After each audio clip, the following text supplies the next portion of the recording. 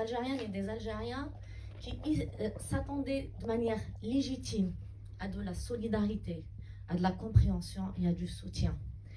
Donc on a vécu cette douleur, ce drame dans un isolement, un silence et beaucoup, je dirais, d'incompréhension, d'agressivité, parce que à l'époque, et ça continue encore, la manipulation politique venant des autorités algériennes qui cherchaient absolument à faire de nous plutôt les coupables d'une violence envers peut-être limite je ne sais qui eux, plutôt que les victimes de cet État autoritaire, ultra-autoritaire et de ces agences scélérates. Et rencontrer des camarades comme Wardia qui, des années après, où plus personne ne parle pratiquement, en dehors de ceux des victimes elles-mêmes et des réseaux de soutien du drame de la disparition forcée, rencontrer une camarade, une amie comme Wardia qui vient vers nous spontanément pour nous dire mais parlez de votre cas, témoignez, continuez à témoigner. C'est pas fini et ça ne finira jamais tant qu'on vous aura pas rendu justice. C'est pour ça que je tenais à te dire merci. Merci.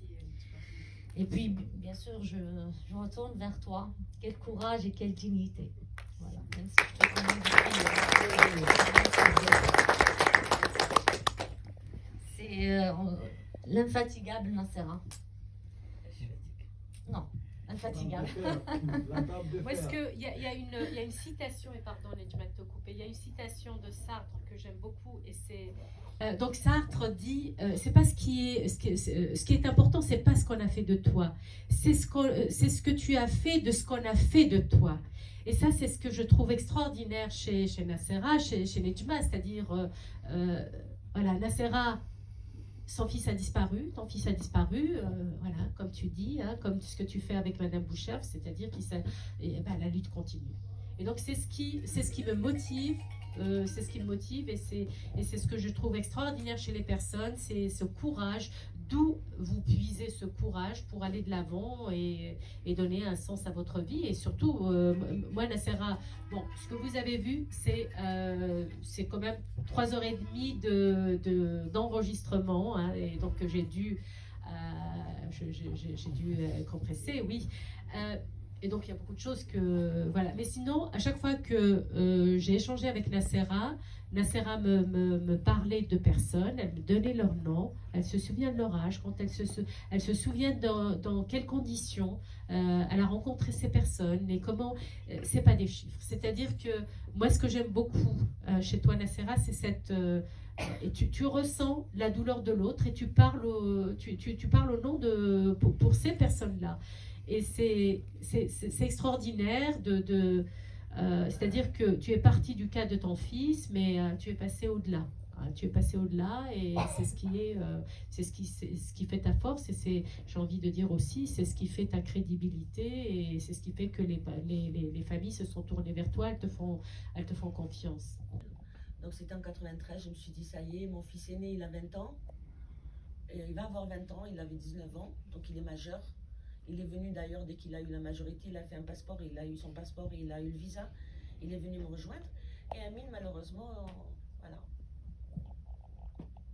Et là, on a fait exactement 4 demandes de visa.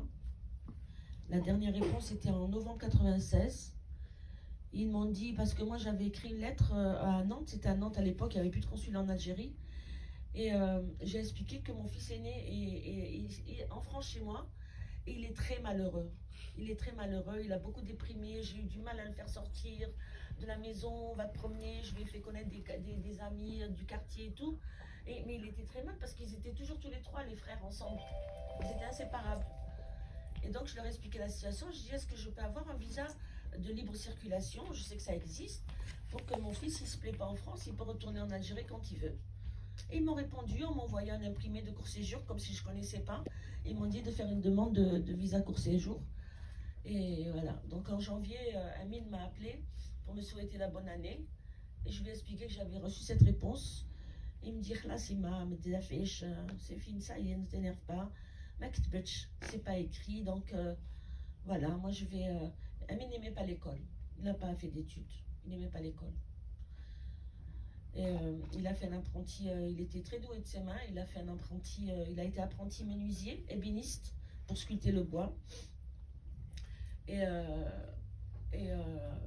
et comme le gars chez qui il travaillait ne voulait pas déclarer et qui s'est blessé plusieurs fois, je lui ai dit d'arrêter. Il m'a dit, bon, ben, c'est pas grave, je vais aller passer mon permis de conduire. Et je vais ramasser de l'argent, acheter une voiture et je vais travailler comme chauffeur de taxi. C'était les dernières paroles que j'ai eues de lui. C'était début janvier, à la nouvelle année. Et puis 30 janvier, Amine n'est plus là.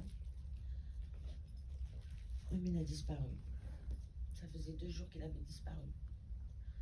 On ne savait pas au début par qui. Et puis après, je suis partie en Algérie avec mes frères. On a cherché, puis on a trouvé des traces. Comme quoi il était au commissariat de Badakri. Il serait resté 1 mois au commissariat de Badakri. Après, le gars, il m'a dit, si tu as les épaules assez larges, pour faire sortir d'ici ton fils. Parce que samedi prochain, ils vont venir le chercher et tu ne le retrouveras plus jamais. Et moi, je me suis dit, c'est pas possible que je ne retrouve pas mon fils. Et il avait raison. Il avait raison. Voilà. Je l'ai cherché partout. Je ne l'ai pas trouvé.